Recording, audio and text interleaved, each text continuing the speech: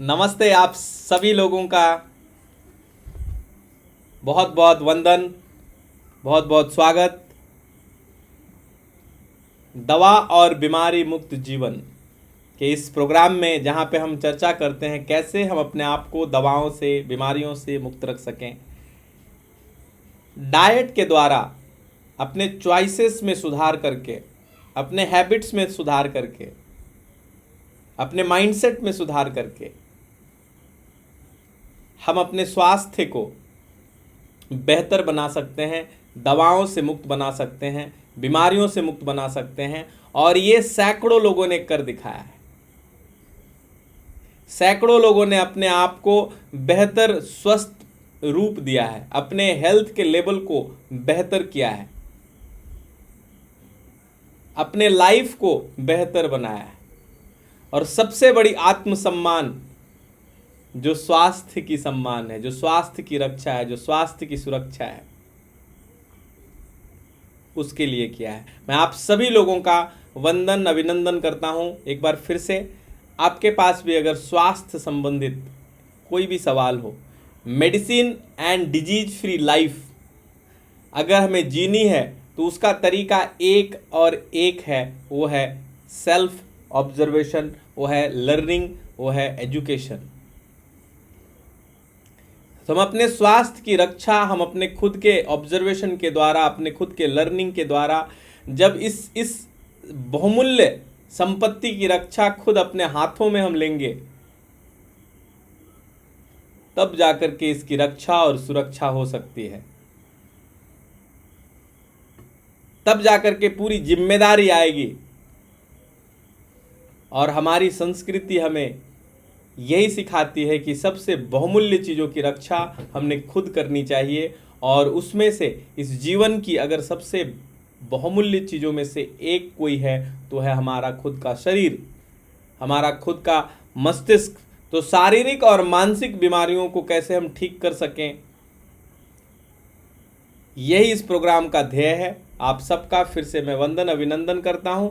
और अगर आपके पास भी कुछ सवाल हैं तो आप कमेंट बॉक्स में अपने नाम के साथ शेयर कीजिए, कमेंट बॉक्स में अपने नाम के साथ शेयर कीजिए। और आप अपने आप को इंस्पायर कीजिए कि आप आगे बढ़े एक संकल्प के साथ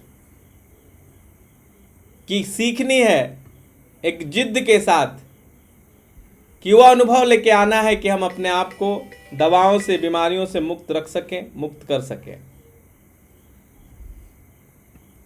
सो मैं पहला सवाल लेता हूं और ये सवाल है सागर जी का।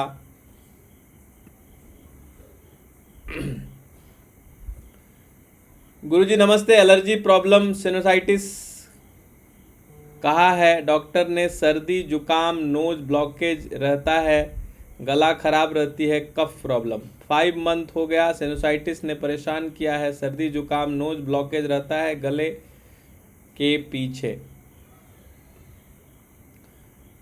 सो सागर जी, आई थिंक ये सवाल का जवाब मैं पहले भी दे चुका हूँ, बट फिर भी मैं आपको एक बार फिर से बता दूँ, और बाकी सब लोगों के लिए भी, जितने नए लोग जुड़े हुए हैं उन सब के लिए भी।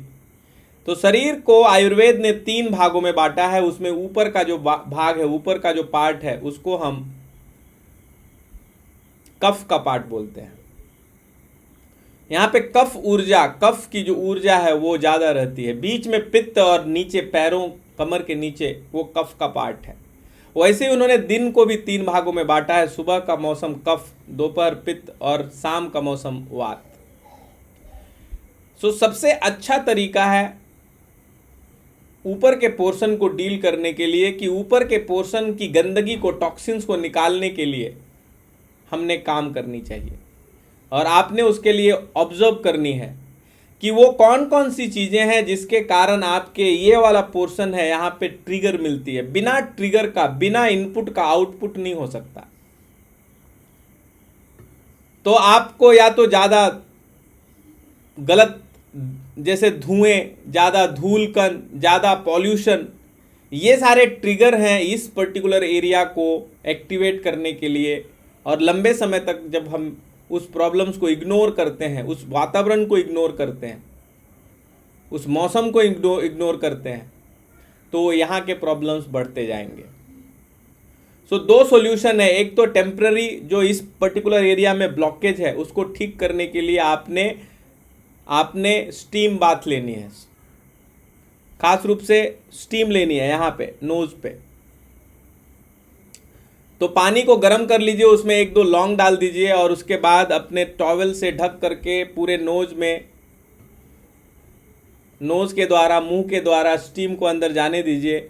उससे आपका जो कफ का एरिया है, जो ब्लॉकेज है, जो सर्दी जुकाम है, नोज की जो ब्लॉकेज आपने लिखा है, वो सारी चीज़ें लूज होगी और जो चीज़ें नीचे से नहीं निकल पा रही है बॉडी उसे ऊपर से निकाल देगा।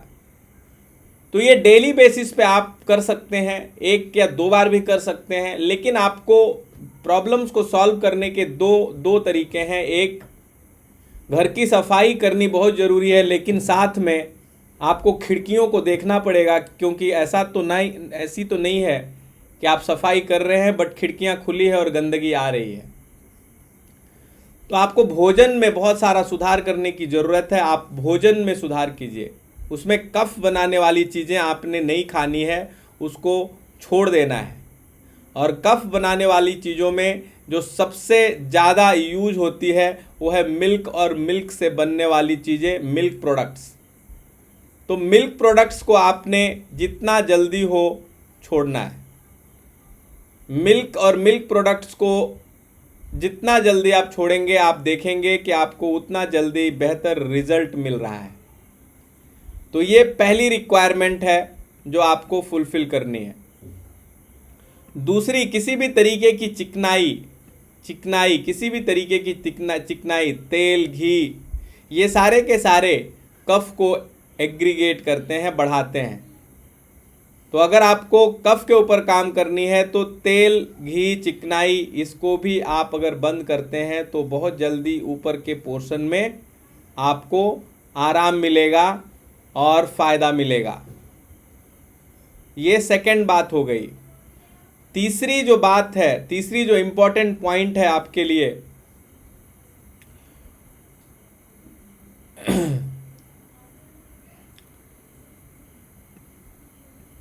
वो है हर प्रकार की ठंडी चीज़ें, फ्रीज में रखी चीज़ें, वो सब चीज़ों को बंद करनी है। और वैसे जगह पे कम समय बिताना है अभी, क्योंकि अभी प्रॉब्लम है। जब तक बॉडी की जो एलर्जिक सिचुएशन, एलर्जिक मतलब, एलर्जी का मतलब है एक्स्ट्रा, ज़रूरत से ज़्यादा अगर रिस्पॉन्स देता है तो उसको हम एलर्जी के रूप में जानते हैं। सो धूल, धुएं, ठंडे जगह में एसी, ये सारी चीज़ों से आप अपने बॉडी को जितना ज़्यादा पॉसिबल हो दूर रखें, जब तक कि ये पोर्शन नॉर्मल ना हो जाए, अपने नॉर्मल पोजीशन में ना रिटर्न आ जाए।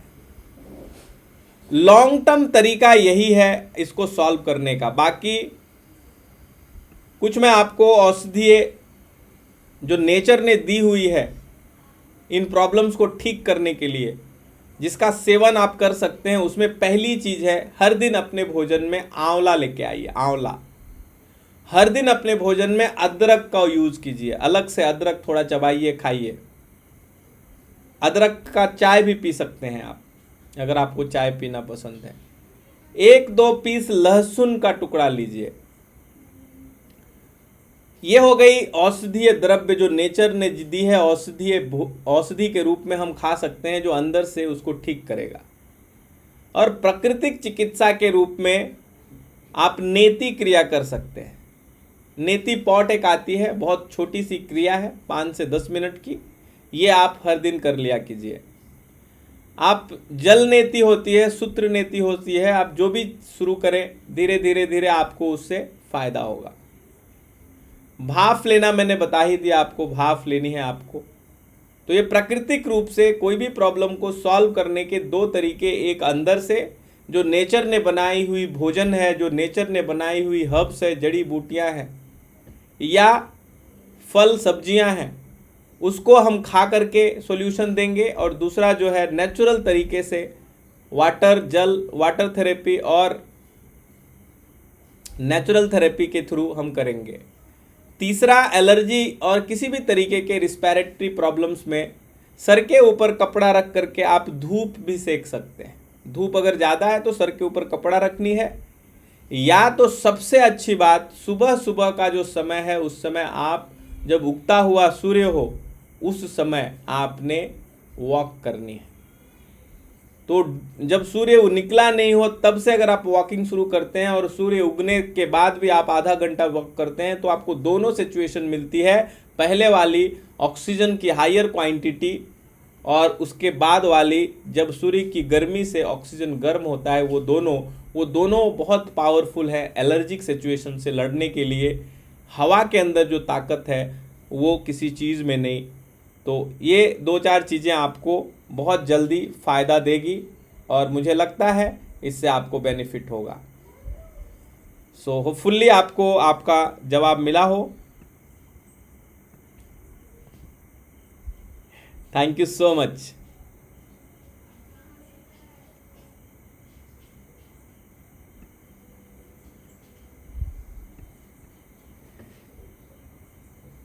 सो आई हैव अनदर क्वेश्चन, और ये सवाल में प्लीज़ मैं कोशिश करूंगा कि आप अपना सवाल के साथ अपना नाम मेंशन करें ताकि मैं सवाल को आपके नाम के साथ ले सकूं। स्किन एलर्जीज के साथ साथ सुबह सुबह छींक बहुत आती है।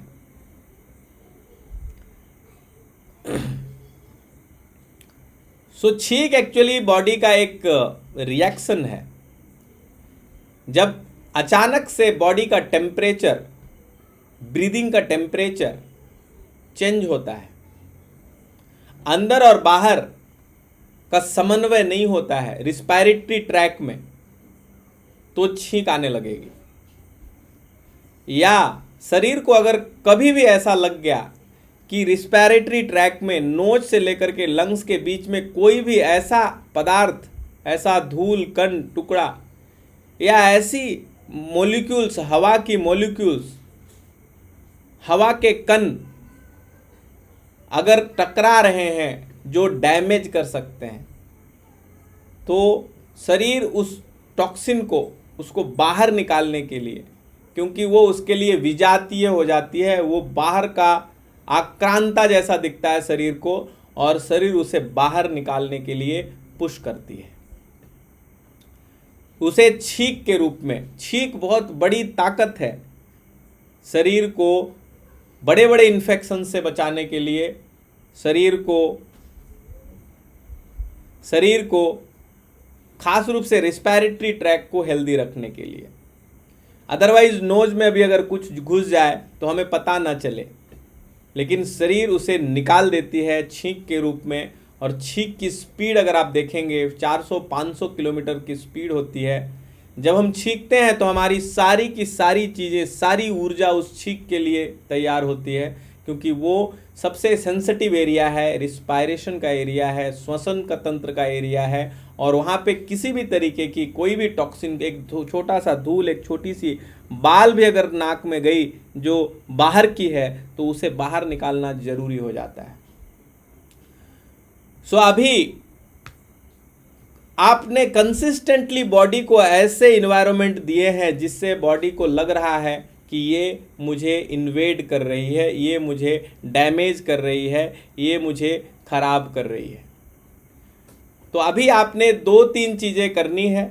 एक तो आप कोशिश कीजिए कि आपका जहाँ पे भी आप सोते हैं, सो के उठते हैं, सुबह सुबह का जो इन्वायरमेंट होता है उस इन्वायरमेंट को एज इट इज़ रखिए। एज इट इज़ मतलब कोई लोग रात में खिड़की बंद करके सोते हैं और सुबह खिड़की खोले और हवा लगी और सर्दी शुरू, तो इन्वायरमेंट मैच नहीं करता।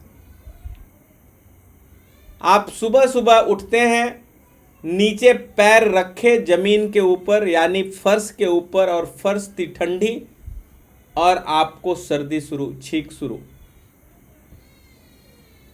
आप वॉशरूम खोले और गए और निकले, छींक शुरू। तो ऐसे सारे के सारे सिचुएशंस में आप देखेंगे कि जो इंटरनल एक्सटर्नल एनवायरनमेंट का बहुत बड़ा मिसमैच होता है। तो अगर आपको ये ऑब्जर्व करनी है कि मैं कहाँ पे गलतियां कर रहा हूं। तो आप पैरों में सॉक्स डाल करके सोइए। जब आप वॉशरूम जाते हैं तो पैरों को पहले ठंडा मत कीजिए, पैरों को डायरेक्ट ठंडा मत होने दीजिए। पैर गरम, पेट नरम, सर ठंडा। तो पैर अचानक से गरम ठंडे हो जाएंगे तो गड़बड़ होगी। पैर की नीचे के पोर्शन में वो सारे नर्व्स हैं जो डायरेक्टली ब्रेन से कनेक्टेड है, तो उसका सिग्नल बहुत फास्ट है। तो कोई चप्पल, कोई सूखी चीज़ों के ऊपर आप वॉशरूम पहले कीजिए, अपने बॉडी को पहले थोड़ा सा रिलैक्स कर लीजिए। तो बेड से उठने के बाद जो नॉर्मल हमारे ऋषियों ने बताई कि आप अपने शरीर को, अपने हाथों को इस तरीके से रगड़ लें। इस तरीके से रगड़ने से हाथों के अंदर भी हजारों नर्व एंड्स होते हैं, नर्व्स के पॉइंट होते हैं। तो नींद से उठना और सुबह का जागना का सिर्फ मतलब नहीं है कि आंख खुल गया और हम जग गए। ऋषियों ने बताया आप अपने पूरे हाथ को, हथेलियों को रगड़ें, एक एक नब्स आपका आंदोलित हो जाए, वो भी जग जाए। हमारा जगना, हमारे अंदर की हर सेंसेस का जगना जरूरी है। सिर्फ आंखों का खुलना इतने तक में सीमित नहीं है जगना, आपकी अवेयरनेस लेवल बढ़नी चाहिए। तो अपने हाथों को अपने बेड के ऊपर ही बैठ के अच्छे से पहले रगड़ें, उसको अपने शरीर के, अपने आँखों पे, अपने चेहरे पे अच्छे से मलें, अपने बीच की उंगलियों से अपने आँखों को मलें, अपने नोज को मलें, अपने सर को मलें, पूरी तरीके से एक्टिवेट करें। ये एलर्जी को ठीक करने में हेल्प करेगा और ये बहुत सडन काम करता है। आप ये करके देखिए और फिर ध्यान से आप बाकी के कार्य करें। ये हो गई टेम्पररी मैनेजमेंट। अब 2-3 चीज़ें आपको ध्यान और रखनी है, वो ये कि आप अपने रूम का स्ट्रक्चर देखिए, उसमें कोई भी ज़्यादा पुरानी डेड चीज़ें ना रखें। जो काम की चीज़ें नहीं हैं उन चीज़ों को हटा दें। जिस तरीके से हमारा स्किन हमेशा हमेशा मरते रहता है, बहुत सारे सेल टूटते रहते हैं और वो ज़मीन पे गिरते रहते हैं, उसी तरीके से रूम के अंदर जितनी भी चीज़ें हैं वो सब खराब हो रहे हैं, उनकी भी चीज़ें टूट रही है, दीवार भी झड़ रहा है, हर चीज़ डिग्रेड हो रही है, डिटोरिएट हो रही है और उसमें हजारों संख्या में जम्स हैं। बारिश के मौसम में ये ज़्यादा होते हैं। तो कोई भी ऐसी चीज़ रूम में, कमरे में जिसमें फुफुंद लगी हो, जिसमें गंदगी अटका हुआ हो, फैन वगैरह की क्लीनिंग, पर्दों की क्लीनिंग, कोई ऐसी चीज़ जो लगातार गंदी है, सूखी है, भीगी है, इस तरीके से पड़ी हुई है कमरे में, उसकी सफाई के ऊपर ध्यान दें। क्योंकि वहाँ से जो पॉलिटेन निकलती है, वहाँ से जो गंदगी निकलती है, उसके थ्रू जो जम्स निकलते हैं वो उस इन्वायरमेंट को अनहेल्दी बना के रखते हैं। और वो इन्वायरमेंट जब नोज में जाती है, वैसा पॉल्यूटन, ऐसा गंदगी, ऐसा जम्स अगर नोज पे जाता है तो शरीर के लिए वो एक बाहरी अवघात है, वो शरीर के लिए एक आक्रमण है और उसको निकालने के लिए शरीर क्या करेगा? नाक से पानी निकालेगा, सर्दी निकालेगा, उस अंदर जाए ना इसके लिए उसे जाम कर देगा, छींक निकलेगी। तो आप अपने इन्वायरमेंट को चेक कीजिए, अपने वॉशरूम को चेक कीजिए, उसमें ज़्यादा जाली नहीं, पूरी क्लीनिंग की व्यवस्था आपकी होनी चाहिए। अगर पॉसिबल हो तो आपके रूम में धूप आना चाहिए। धूप आना इसलिए महत्वपूर्ण हो जाती है रूम के अंदर क्योंकि उससे बहुत सारे जम्स जो शरीर के लिए अच्छे नहीं होते वो मर जाते हैं। जो ह्यूमन बॉडी के लिए ऐसे जम्स जो अच्छे नहीं होते वो सूर्य की रोशनी पाते ही वो ख़त्म हो जाते हैं, वो हमें ज़्यादा डैमेज नहीं करते। तो ये 4-5 चीज़ों के ऊपर आप बहुत ध्यान से ध्यान दीजिएगा तो आपको फ़ायदा होगा। पर अगर आपको लगता है कि इसके अलावा भी आपको इंटरनली आपको एसिडिटी का प्रॉब्लम भी है, गैस का भी प्रॉब्लम है, पेट साफ नहीं हो रहा है, एनर्जी लो रह रही है, आप ज़्यादा थक जा रहे हैं, आप ज़्यादा चिड़चिड़े हो रहे हैं, तो इंटरनल कैपेसिटी भी इम्प्रूव करनी है। और इंटरनल कैपेसिटी इम्प्रूव करने के लिए हमारा एक बहुत ही कस्टमाइज प्लान है, कस्टमाइज केयर है, उसको हम बोलते हैं पर्सनल केयर प्रोग्राम, PCP। और PCP बहुत इंडिविजुअलाइज तरीके से काम करता है। उसमें आपका कंप्लीट हेल्थ चेक की जाती है, आपकी प्रकृति चेक की जाती है, आपकी टॉक्सिसिटी चेक की जाती है। ये 3 बड़े हेल्थ पैरामीटर्स को चेक करने के बाद आपका औषधीय भोजन को औषधि के रूप में कैसे यूज करना है, और औषधीय द्रव्य, औषधीय मिश्रण, यौगिक थेरेपीज, वाटर थेरेपीज, ये सारी थेरेपीज को मिला करके आपका एक हेल्थ प्लान, जो आपको हर दिन आधे घंटे से लेके आपके प्रॉब्लम्स के हिसाब से 1-2 घंटे तक आपको अपने शरीर को देना पड़ता है, ताकि आप उसे लंबे समय तक स्वस्थ रख सकें, और उसमें पूरी सपोर्ट रहेगी आपको। तो अगर आपको लगता है कि आपको किसी गाइड की ज़रूरत है, किसी के साथ आप चलना चाह रहे हैं इसमें, तो आप कमेंट बॉक्स में लिखिए PCP, पर्सनल केयर प्रोग्राम, और आप अपना नंबर शेयर कर सकते हैं मैसेंजर बॉक्स में, और पर्सनल केयर प्रोग्राम में इनरोल होइए, अपने आप को प्रॉपरली एजुकेट कीजिए और इम्प्लीमेंट कीजिए। मैं डेली आपसे, जो भी पर्सनल केयर प्रोग्राम की हमारी फैमिली है उसमें मैं डेली लाइव रहता हूं, तो आप मुझसे 1-to-1 बात भी कर सकते हैं। So thank you so much. ये रहा आपका निदान, बहुत बहुत धन्यवाद।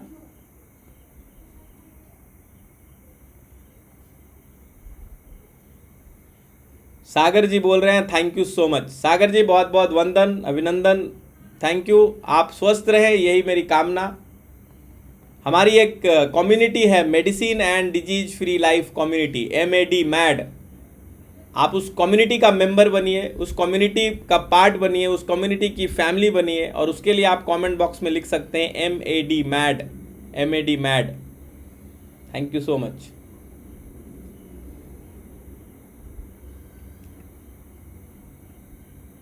शालू जैन जी का सवाल है, सर शुगर लो होने पे क्या करना चाहिए?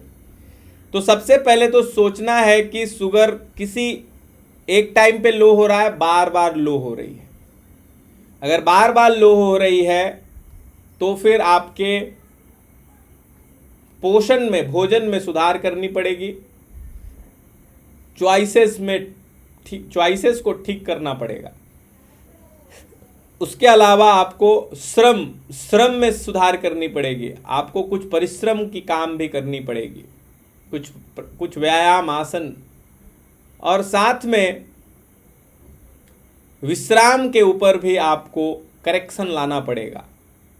तो ये 3 चीज़ें चेंज करनी है। टेम्पररी जो तरीका है ब्लड शुगर को हाई करने का, आप अगर गन्ने का जूस पी लेते हैं तो ब्लड शुगर जो लो है वो हाई हो जाती है। आप हल्का नमक भी अगर चाट लेंगे तो भी ब्लड शुगर हाई हो जाएगी। कोई भी मीठा, तीखा, खट्टा थोड़ा एक्स्ट्रा में ले लेंगे, खट्टा नहीं, मीठा, तीखा और नमकीन, या तीनों का मिक्सचर, तो ब्लड शुगर थोड़ा अप हो जाएगा। तो ये बहुत टेम्पररी तरीका है, इससे आप अपने आप को थोड़ा टाइम के लिए मेंटेन कर सकते हैं। लेकिन लंबा सॉल्यूशन के लिए या तो आप पर्सनल केयर प्रोग्राम का हेल्प लीजिए, जिसको आप कंसिस्टेंटली फॉलो करनी है 3 to 6 मंथ, या DIP डाइट प्लान का भी हेल्प ले सकते हैं। सो बहुत बहुत धन्यवाद।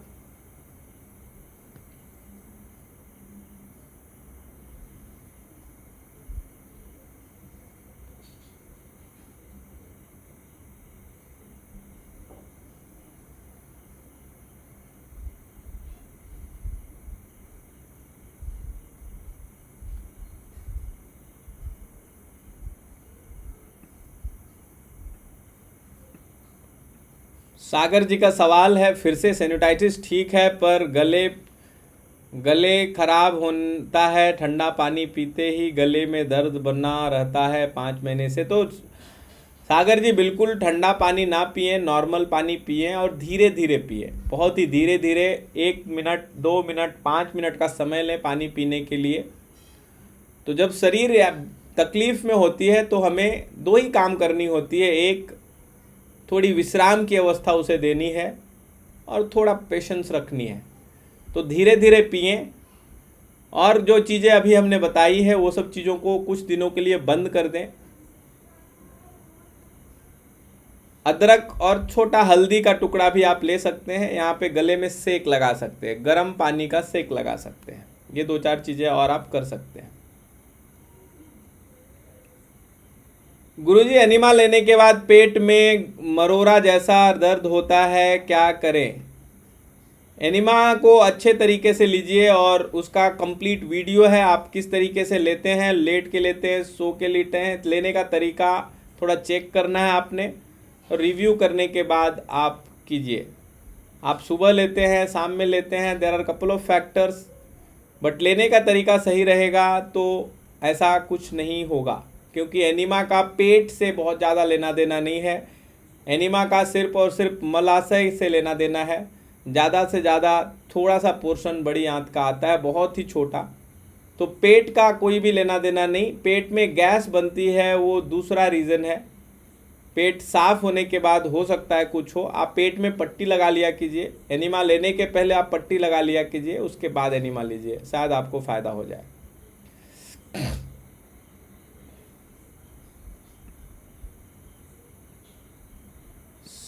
जी प्रणाम। किसी भी असाध्य रोगी के लिए क्या करना चाहिए, क्या लेना चाहिए?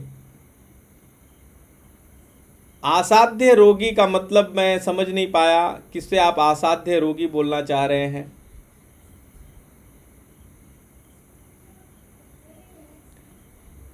कोई भी रोगी हो, आयुर्वेद में तो सिर्फ दोष बोला गया है, वात पित्त और कफ, बस। कोई रोगी बोली नहीं गई। असाध्य रोगी या रोगों के नाम मॉडर्न मेडिकल साइंस ने दिए। नेचुरोपैथ ने तो वात पित्त कफ भी नहीं बोला, उन्होंने तो बोला शरीर में गंदगी का जमा होना बीमारी है। और उन्होंने जब ये परिकल्पना की थी तब बाहर से कुछ ऐसे ज़्यादा अटैक्स नहीं होते थे और बहुत कम ऐसी बीमारियां होती थी जो जन्मजात हो। सो असाध्य रोगी का मतलब मैं समझा नहीं, लेकिन इतना तो मुझे पता है कि शरीर कैसा भी हो उसको, उसके स्वास्थ्य को इम्प्रूव की जा सकती है। अब उसका कंपेयर आप किससे कर रहे हैं वो मायने नहीं रखता। लेकिन अगर अभी हम ए ग्रेड में हैं या अभी हम सपोज फर्स्ट स्टैंडर्ड में हैं स्वास्थ्य के दृष्टि से, तो उसमें सही पोषण, सही श्रम और सही विश्राम डालकर, सही पोषण, सही भोजन, सही श्रम, सही तरीके के मूवमेंट और सही विश्राम, एक सही विश्राम, ज़्यादा विश्राम नहीं, सही विश्राम, उसके स्वास्थ्य को स्टैंडर्ड 1 से स्टैंडर्ड 2, स्टैंडर्ड 2 से स्टैंडर्ड 3 में बढ़ाया जा सकता है। और स्वास्थ्य को बढ़ाना ये इम्पोर्टेंट है। हमें ये मालूम होनी चाहिए कि स्वास्थ्य गिरे ना, स्वास्थ्य खराब ना हो, तो जीवन सुखमय होगा, क्योंकि आप जिस लेवल पे हो उससे बेहतर होंगे, आप उससे खराब नहीं होंगे। और जीवन का कंपैरिजन हम अपने ही जीवन से ज़्यादा करते हैं। सही भोजन, पोषण और श्रम के ऊपर ध्यान दीजिए। DIP डाइट से आप स्टार्ट कीजिए और धीरे धीरे धीरे धीरे बाकी सब चीज़ों को भी आप शुरू कर सकते हैं। बहुत बहुत धन्यवाद आपके सवाल के लिए।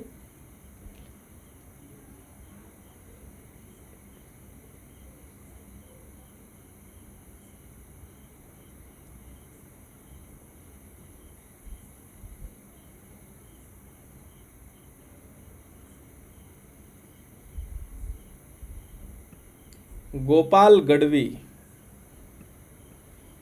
नमस्ते। मेरा पेट एक बार में साफ नहीं होता है, सवेरे से दोपहर तक 3 से 4 बार जाना पड़ता है। तो गोपाल जी 2-4 चीज़ें चेंज करनी है। एक तो भोजन ठीक करनी है।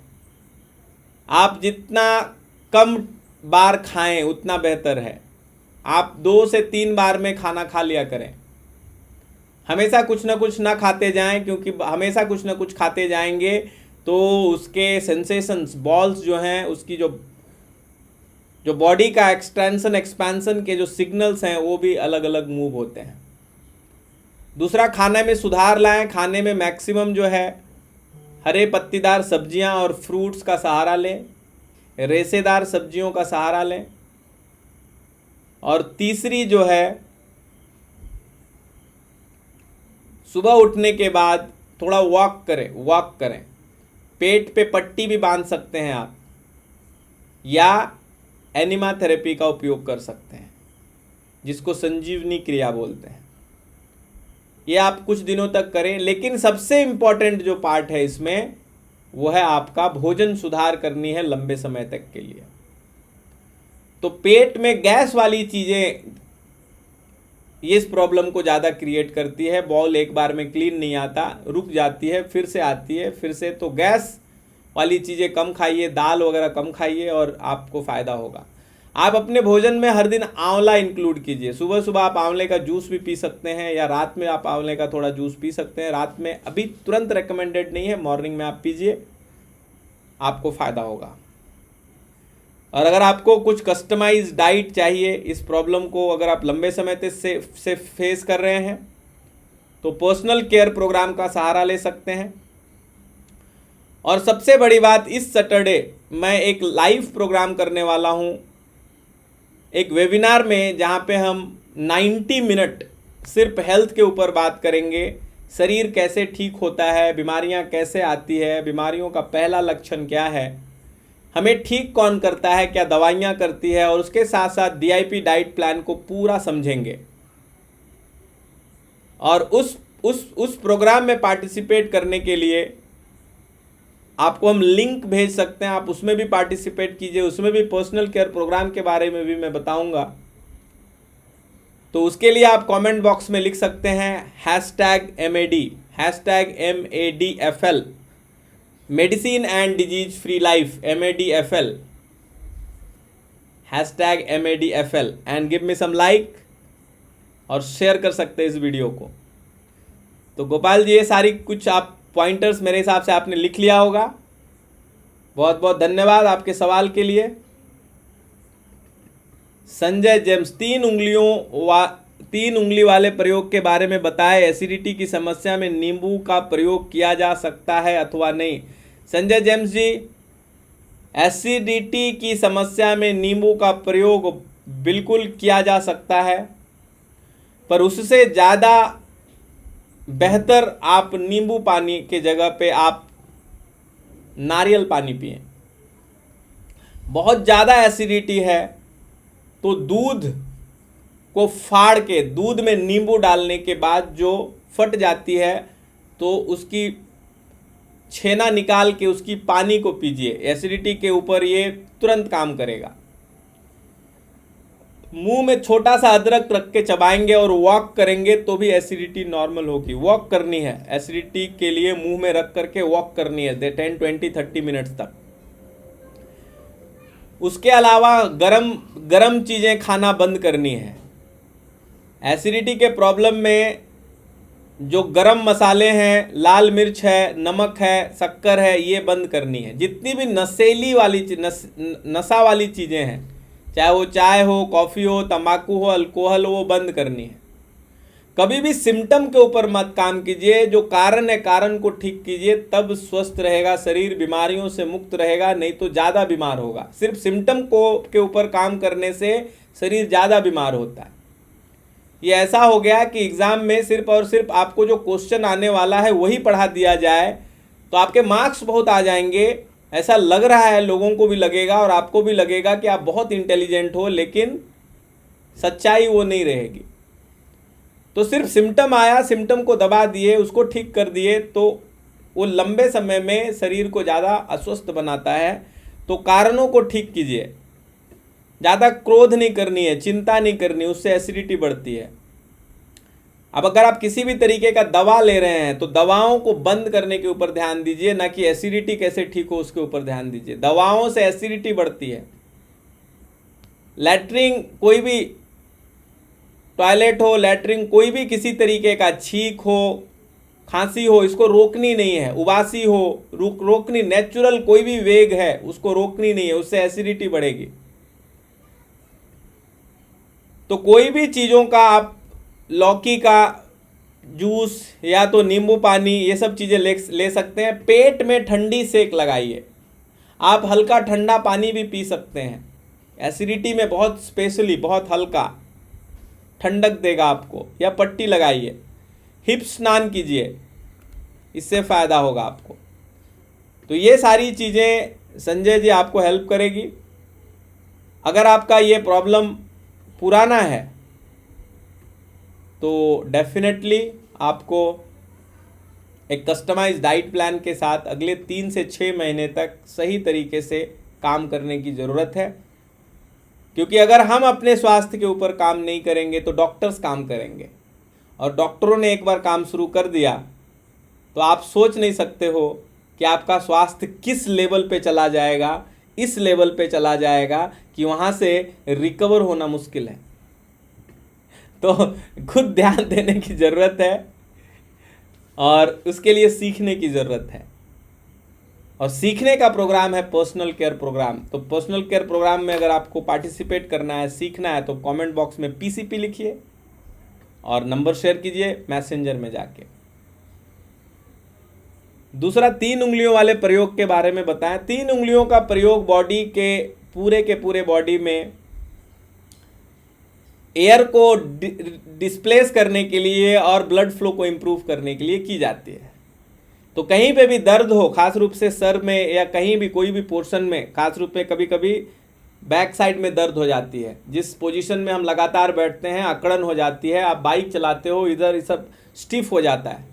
तो बॉडी में कहीं पे भी स्टिफनेस के कारण दर्द हो तो 3 उंगलियों का ये प्रयोग बहुत पावरफुल है। ये 3 उंगलियां, ये वायु, आकाश और अग्नि, ये 3 उंगलियां ये 3 चीजों को रिप्रेजेंट करती है। तो दर्द का कारण वायु और आकाश, उसी से बनती है वात। अग्नि मतलब हमारे अंदर की क्षमता को बढ़ाना। ये 3 उंगलियों से हम मसाज करेंगे इस तरीके से, जहाँ पे भी स्टिफनेस है। 3 उंगलियों से अगर आप सर्कुलर में 3 बार प्रेस करके, एक बार थोड़ा कम तो दूसरा से थोड़ा ज़्यादा और तीसरी बार थोड़ा और प्रेस, 3 बार प्रेस करनी है। अगर आप इसे लगातार प्रेस करते रहेंगे गोल गोल गोल हर जगह पे, तो आपको स्टिफनेस, दर्द, जिसको साइटिका का दर्द हो रहा है, वो सारी चीज़ों में फ़ायदा हो जाएगा। जिसके गले नहीं मुड़ रहे हैं वो सारी चीज़ें मुड़ने लगेगी। और ये इतना पावरफुल है कि आपके लाखों रुपए बचा सकते हैं। जब कोई बोलता है ना कि आपके नस दब गए हैं, आप ये एक्सरसाइज कीजिए, ये बहुत ही आसान है, आप खुद से कर सकते हैं या किसी को भी आप समझा के कर सकते हैं। और इसके लिए ना कोई पाउडर की ज़रूरत, ना कोई तेल की ज़रूरत, आप नॉर्मल कर सकते हैं। माइग्रेन का दर्द हो, इस तरीके से पूरे सर में कीजिए, आपको आराम हो जाएगी। ये करने के बाद रूम में जाइए, थोड़ा सा व्यवस्थित होकर के आराम कर लीजिए, तो पूरे बॉडी में ब्लड सर्कुलेशन ब्रेन में बढ़ जाएगी और आराम के साथ ही वो ठीक होने लगेगी। तो संजय जी बहुत बहुत धन्यवाद। होपफुल्ली आपको आपका सवाल का जवाब मिला हो। आप स्वस्थ रहें, यही मेरी कामना। अगर आपको medicine and disease free life family का हिस्सा बनना है तो कमेंट बॉक्स में लिखिए MAD और हम आपको एक लिंक भेजेंगे एंड ज्वाइन दैट कम्युनिटी। उसका मोबाइल एप्लीकेशन भी है, आप उसे डाउनलोड कीजिए। And medicine and disease free life जो सिर्फ और सिर्फ एक ही मकसद के ऊपर काम कर रहा है अभी, 100,000 फैमिलीज़ को दवा और बीमारी मुक्त बनाने के मकसद के ऊपर, तो उसका हिस्सा बने, खुद को इंस्पायर करें और दूसरों को इंस्पायर करें। कमेंट बॉक्स में लिखिए MAD, medicine and disease free life. भोजन में सुधार करके, श्रम में सुधार करके, विश्राम के तरीकों को सीख करके, सबसे बड़ी बीमारी, मजबूरी और सबसे बड़ा जो डॉक्टर है या हीलर है वो है सही विश्राम, सही श्रम और सही पोषण। सो बहुत बहुत धन्यवाद आपके इस सवाल के लिए।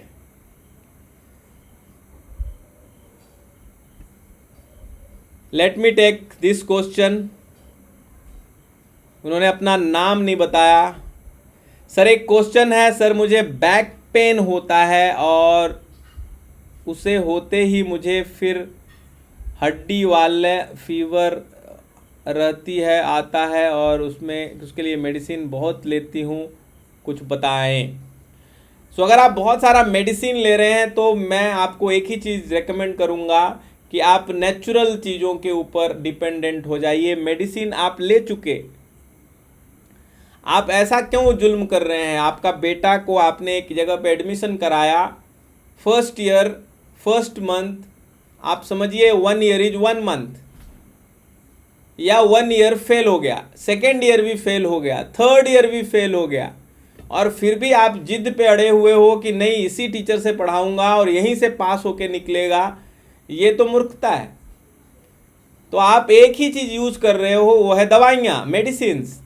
आपने पहली बार लिया आज से 5 साल पहले, फिर लिया, हर साल वही दवाइयाँ वही चीज़ ले रहे हो और वही प्रॉब्लम आ रही है, ठीक ही नहीं हो रही है।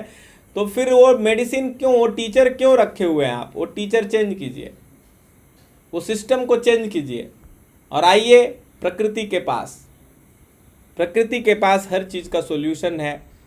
सॉल्यूशन हो या ना हो, साइड इफ़ेक्ट नहीं देगा और सॉल्यूशन भी देगा अगर आप उस पर ट्रस्ट करेंगे और कुछ समय देंगे। जितना समय आपने इन दवाओं के ऊपर दिया है उससे बहुत कम समय देना होगा। हमारा एक प्रोग्राम है, पर्सनल केयर प्रोग्राम, PCP हम जिसे बोलते हैं, जहाँ पे आपकी पूरी की पूरी चेक की जाएगी, आपका क्या क्या मेडिसिन आप ले रहे हैं, क्या क्या साइड इफ़ेक्ट्स हो सकते हैं, और उसके बेसिस पे आपका एक फूड प्लान, हेल्थ प्लान मिलेगा। और मुझे लग रहा है उस 90 डेज़ के लर्निंग में, नहीं वो PCP कोई ट्रीटमेंट प्लान नहीं है, लेकिन सैकड़ों लोगों ने अपने आप को दवाओं से मुक्त किया है, तकलीफ़ों से मुक्त किया है और बहुत सारे लोगों को उसमें फ़ायदा हो रहा है। तो उससे के लिए आप कमेंट बॉक्स में लिखिए PCP, और साथ में अपना नंबर शेयर कर सकते हैं मैसेंजर बॉक्स में जाके। हमारी टीम आपसे बात करेगी, PCP के बारे में बताएगी। इनरोल कीजिए, इन्वेस्ट कीजिए अपने आप पे और देखिए क्या चमत्कार आप लेके आते हैं, और फिर आप लोगों को भी इंस्पायर कीजिए अगर आपने बिना दवाओं के अपने इस तकलीफ़ को ठीक किया तो। सो बहुत बहुत धन्यवाद। फिलहाल क्विक नोट्स में मैं इतना ही बताऊंगा कि आप जहाँ पे भी दर्द है वहाँ पे पानी का पट्टी लगाइए, ठंडे पानी का पट्टी लगाइए। और दूसरा, अपने हर दिन के भोजन में अदरक को इंक्लूड कीजिए। दर्द हमारे बोन्स के अंदर, सेल्स के अंदर जब हवा रुकने लगती है तो इन्फ्लेमेशन क्रिएट करती है और वो दर्द के रूप में बढ़ने लगता है। तो अदरक जो है एक एक सेल के अंदर से गैस को बाहर भगाता है। हल्दी का यूज़ कीजिए, हल्दी का थोड़ा यूज़ कीजिए, कच्चे हल्दी का, और लहसुन का यूज़ कीजिए। तीनों भगवान के दिए हुए ऐसे हथियार हैं। हल्दी को डायरेक्ट चबा के नहीं खानी है, उसको पीस करके किसी चीज़ के साथ में, सलाद के साथ में या जूस के साथ आप 2-4 कलियां पी लीजिए। ये 3-4 चीज़ें आपको फ़ायदा करेगी।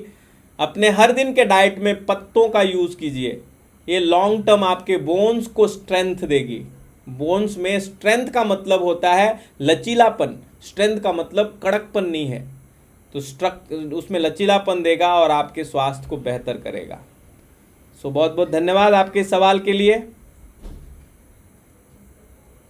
आराधना Bharati mad #MDFL, thank you so much. आपको हम लिंक भेजेंगे, get registered and I will see you live on this Saturday 9 o'clock for 90 minute.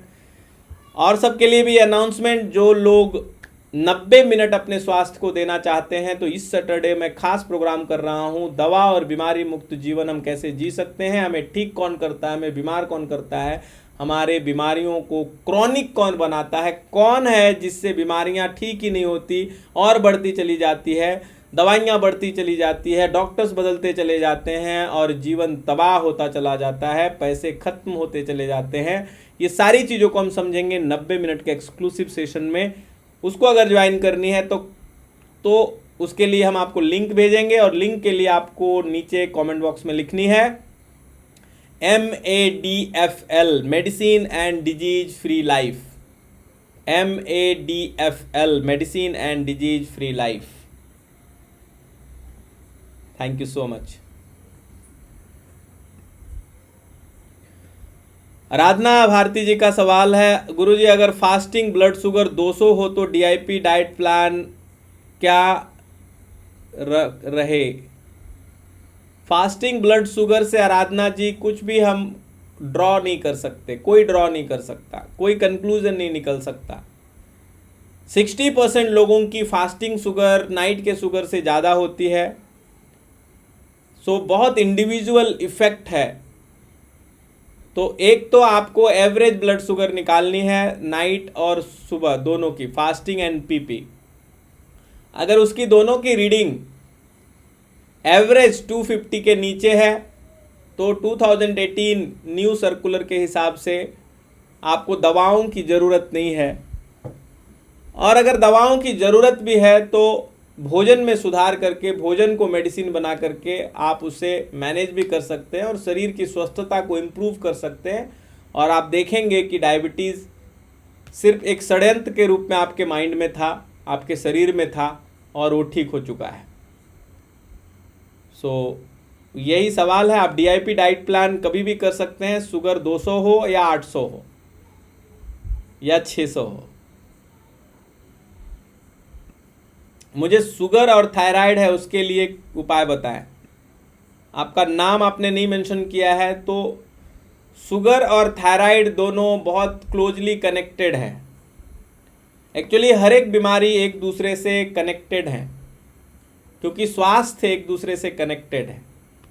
हमारे हर एक ऑर्गन मल्टीपल वेज से एक दूसरे से कनेक्टेड है। न्यूरॉन के सिस्टम से, नर्वस सिस्टम से, रिस्पिरेटरी सिस्टम से, एक्सक्रीटरी सिस्टम से, हर एक चीज़ सर्कुलेटरी सिस्टम से बहुत क्लोजली कनेक्टेड है। तो शरीर कहीं पे भी अगर इम्बैलेंस क्रिएट करती है तो उसका प्रभाव कहीं दूसरे जगह भी होती है। वो रिपोर्ट्स में आए ना आए वो दूसरी बात, रिपोर्ट्स में तो तब आती है जब हाथ से चिड़िया चुग चुकी होती है, प्रॉब्लम बढ़ चुका होता है। उसके पहले एक चीज़ और आती है, वो आती है फीलिंग, और फीलिंग में आती है वीकनेस, फीलिंग में आती है सुस्ती। तो सही आपको करनी पड़ेगी आपका पोषण, भोजन। तो आप DIP डाइट प्लान स्टार्ट कीजिए।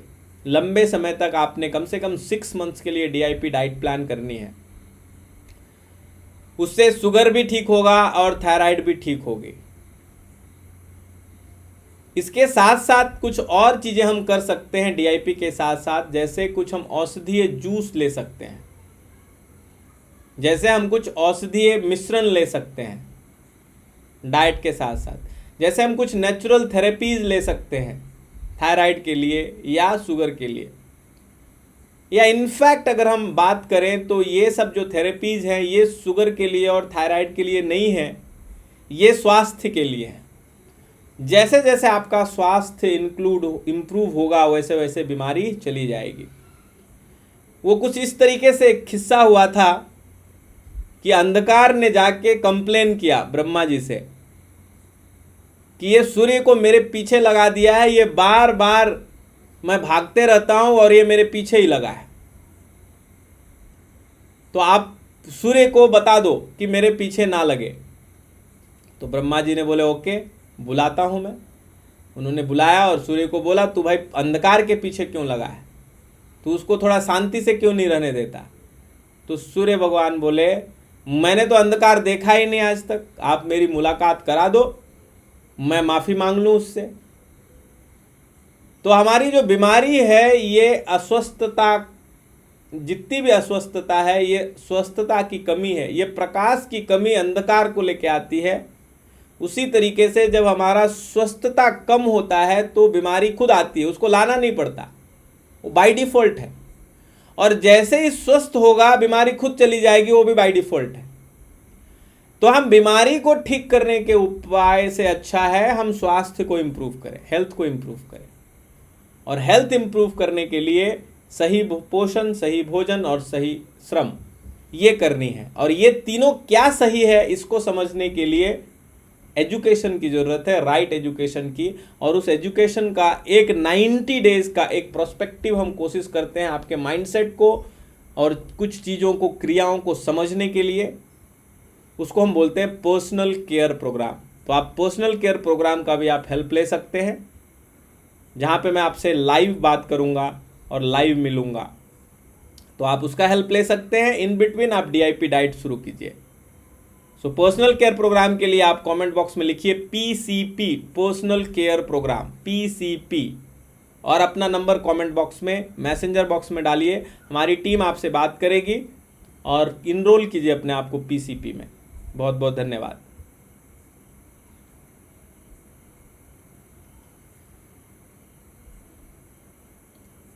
Late me take some other question.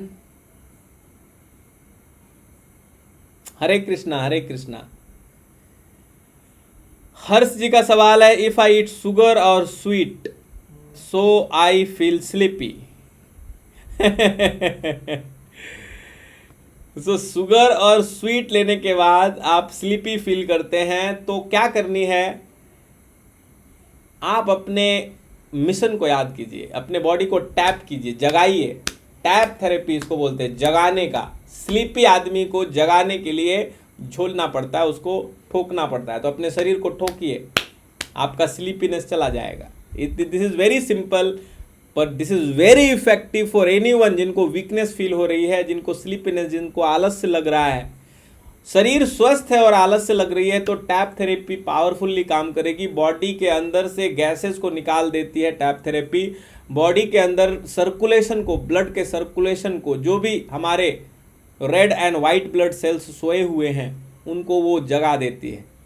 क्योंकि जब आप पीटते हैं, ठोकते हैं, तो कुछ सेल डैमेज होती है और उसको ठीक करने के लिए ब्लड फ्लो दौड़ता है। तो अपने सर को, अपने पैरों को, अपने हाथों को, सभी जगह पे टैपिंग कीजिए। अपने 3 उंगलियों से या 4 उंगलियों से टैपिंग कीजिए। जब जितने में आपको थोड़ा हल्का चोट लगे, कीप डूइंग।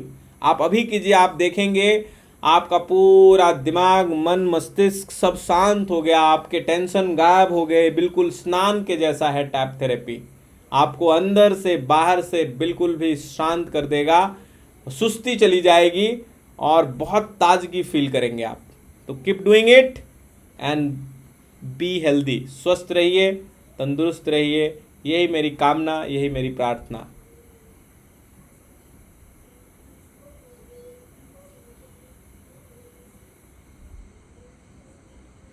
मुझे 10 दिनों से बहुत कमजोरी लग रही है, उठकर चलने में भी परेशानी होती है। भोजन में क्या लूं कि सामान्य हो सकूं? और बहुत ज़्यादा आप नारियल पानी थोड़ा ले लीजिए, इंक्लूड कीजिए अपने भोजन में नारियल पानी को, इंक्लूड कीजिए अपने भोजन में डेट्स को इंक्लूड कीजिए अपने भोजन में जूसेस को।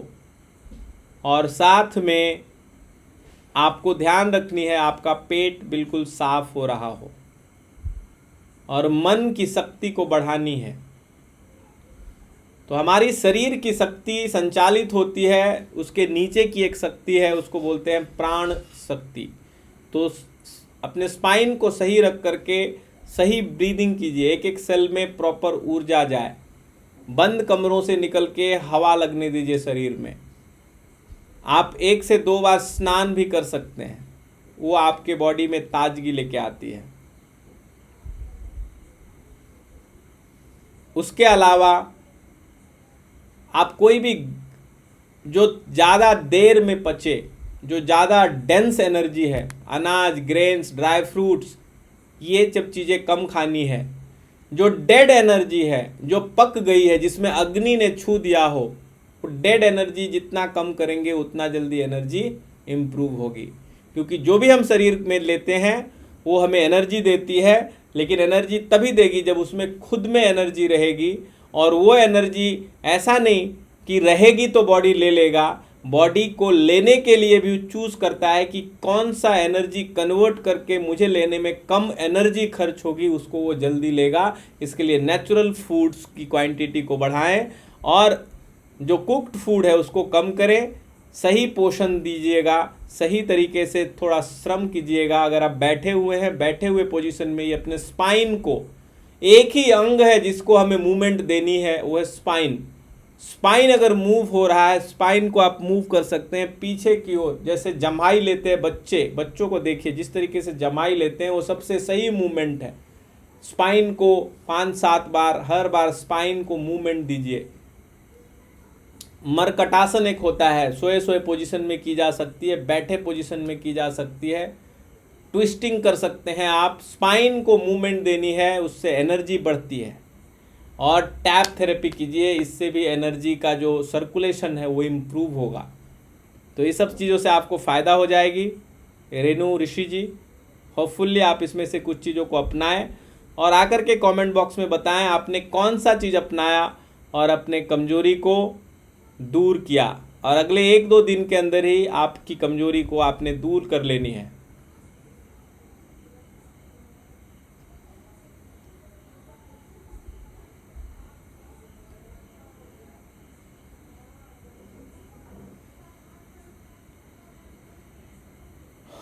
What is DIP diet? DIP diet is a discipline and intelligent diet जिसमें हम फ्रूट्स ज़्यादा इंक्लूड करते हैं। और ये एक रिसर्च बेस्ड डाइट है, होल प्लांट बेस्ड डाइट, जिसमें 12 बजे तक फ्रूट्स लेनी होती है और फिर बहुत सारी सब्जियां और सलाद खाने होते हैं। सो कोई बात नहीं, you have already mentioned in personal care program, आप उसमें आइए, आपको DIP डाइट मिल जाएगी। कंचन सोती जी। एंड देन आज का लास्ट क्वेश्चन मैं ले रहा हूं। गुरुजी प्रणाम, नमस्ते। विटामिन B12 और विटामिन D की कमी को कैसे पूरा किया जा सकता है? ओके,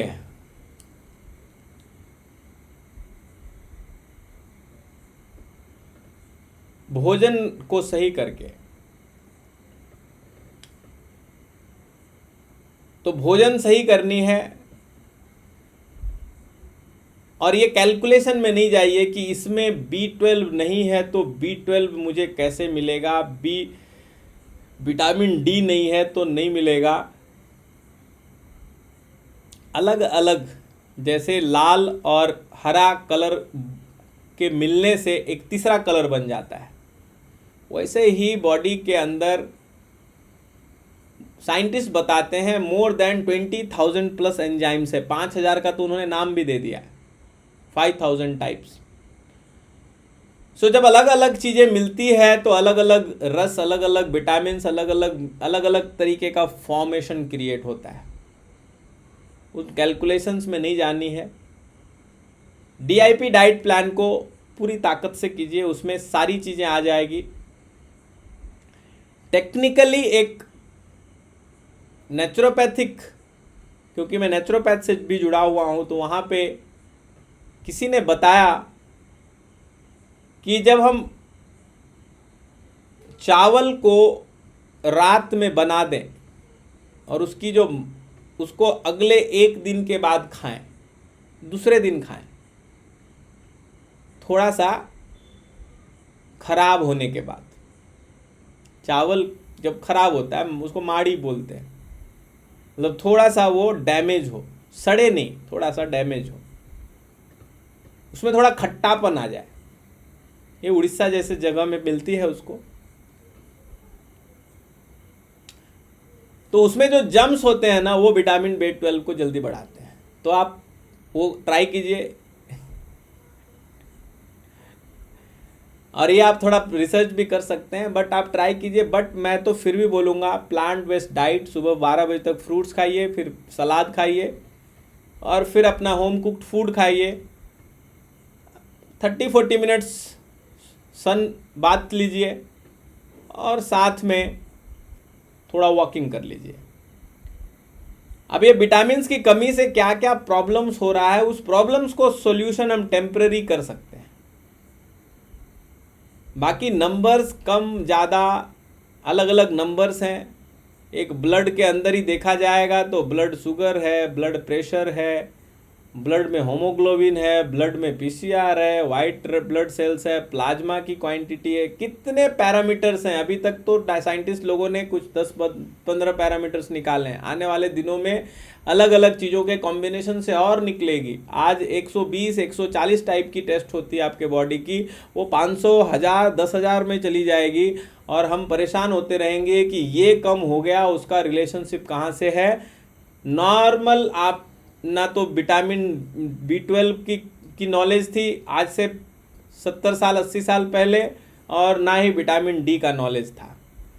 तो शरीर के जो इम्बैलेंसेज हैं, वात पित्त कफ या नॉर्मल बॉडी की डिटॉक्सिफिकेशन प्रोसेस के ऊपर विश्वास कीजिए। जो 5000 साल पुरानी, सबसे पुरानी और सबसे बेहतरीन चिकित्सा विज्ञान है आयुर्वेद का, उसके हिसाब से लर्निंग कीजिए। मॉडर्न मेडिकल साइंस में B12 को कोई ठीक नहीं कर रहे, विटामिन D को दवाइयों की गोलियां खा करके, कैल्शियम की गोलियां खा करके आज तक किसी का कैल्शियम इम्प्रूव नहीं हुआ है। तो इन गोलियों का सहारा बहुत ज़्यादा हेल्पफुल नहीं हो सकता है। मेरा ये बोलने का तात्पर्य है, सही भोजन, सही श्रम, सही विश्राम आपने सीखनी है। और अगर यहाँ पे कुछ कन्फ्यूजन है तो हमारा एक खास प्रोग्राम है, पर्सनल केयर प्रोग्राम PCP, उसका आप सहारा ले सकते हैं। मैं ये बार बार बताता हूँ और बहुत खुल के बताता हूँ, क्योंकि उससे बहुत सैकड़ों लोगों को फ़ायदा हुआ और हर दिन उससे लोगों को फ़ायदा हो रहा है। वो एक पर्सनलाइज्ड, बहुत ही कंसाइज प्लान है आपके हेल्थ के बारे में, जहाँ पे आप अपने हेल्थ को, लेकिन आपको कमिटमेंट करनी होती है, आपको समय देना होता है। वो कोई दवा नहीं है आपने खा लिया और आप निफिक्र होकर के सो गए। ये बिल्कुल भी आपकी संपत्ति के जैसा है। आपको हर दिन सीखना है, इम्प्लीमेंट करनी है, ऑब्जर्व करनी है, पर आपको फ़ायदा होगा इसकी श्योरिटी है। आपका स्वास्थ्य बेहतर होगा इसकी 100% गारंटी है। सो बहुत बहुत धन्यवाद। और उस PCP के लिए ज्वाइन करने के लिए आप कमेंट बॉक्स में PCP लिखिए और इन्वेस्ट कीजिए अपने आप के ऊपर। बहुत बहुत धन्यवाद।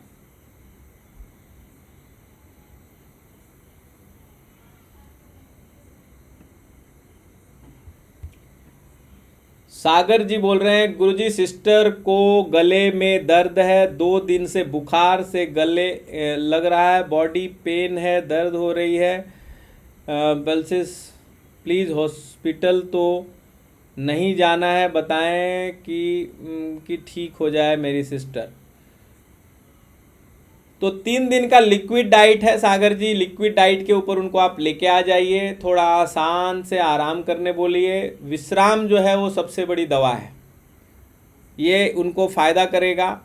और उसके अलावा अगर मैं आपको कुछ बताऊं तो हमारा एक प्रोग्राम है ILI, इन्फ्लुएंजा लाइक इलनेस।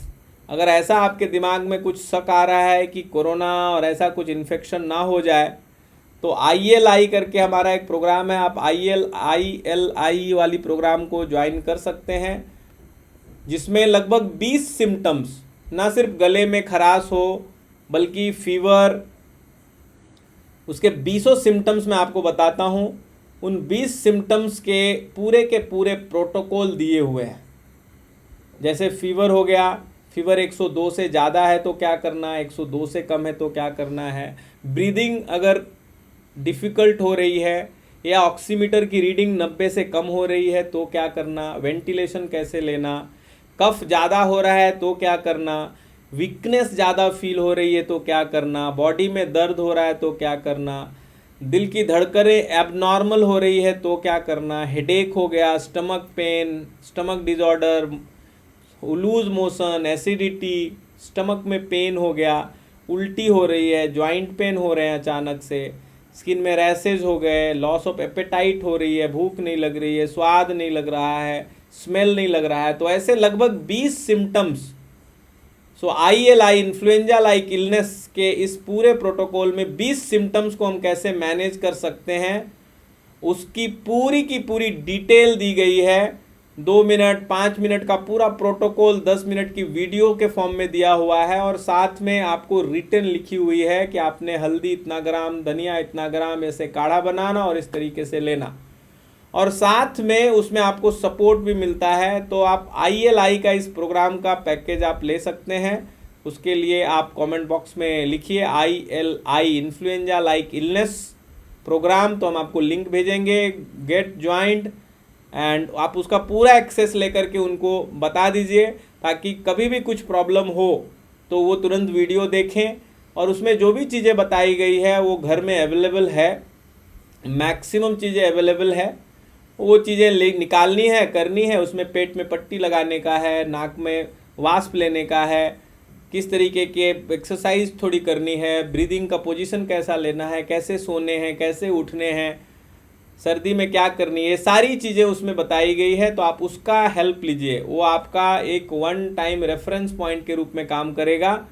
तो आप उसके लिए ILI लिखिए और उसको रजिस्टर कीजिए, and it's very very very common, एक बहुत ही छोटे कंट्रीब्यूशन या डोनेशन पे आपको पूरी एक्सेस मिल जाएगी।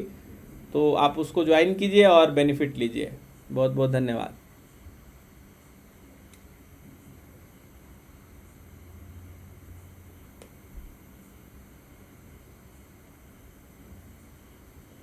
We have got one question, guruji मुझे कोविड हो गया है था 12 सितंबर, ठीक हो गया लेकिन कमजोरी बहुत लग रही है। मैंने अभी जस्ट बताया, आई थिंक ये जो प्रोग्राम है ये हर किसी ने लेनी चाहिए।